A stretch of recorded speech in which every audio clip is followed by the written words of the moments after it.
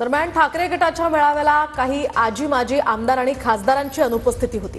उदय सामंतांच्या फुटीच्या दाव्याला यामुळे बळ मिळण्याची चर्चा आहे, तर माजी आमदार राजन साळवी, वैभव नाईक हे अनुपस्थित असल्यामुळे अनेक चर्चेला उधाण आलेले आहे। तर खासदार ओमराजे निंबाळकर, संजय दिना पाटील हे सुद्धा त्या ठिकाणी गैरहजर होते।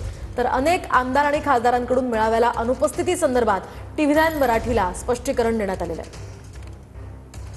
ठाकरेंच्या मेळाव्याला आजी माजी आमदारही गैरहजर। दिलीप सोपल तब्येत बरी नसल्यानं मेळाव्याला अनुपस्थित। बाबाजी काळे पूर्वनियोजित दौऱ्यामुळे मेळाव्याला गैरहजर, पक्षाला कळवल्याची माहिती।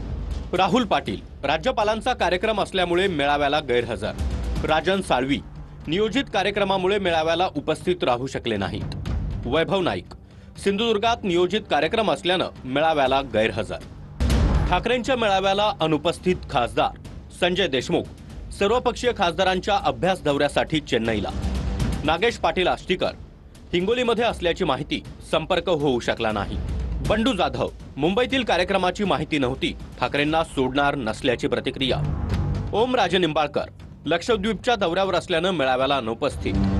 संजय दिना पाटील संपर्क करण्याचा प्रयत्न केला, मात्र संपर्क होऊ शकला नाही। कोणी अनुपस्थित नव्हतं, आपापल्या भागामध्ये पक्षाचे कार्यक्रम सुरू होते।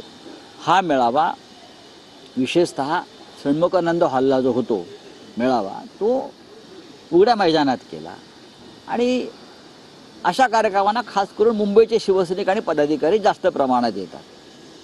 हे जर कोणाला माहीत नसेल शिवसेनेचे, ते त्यांनी शिवसेनेचं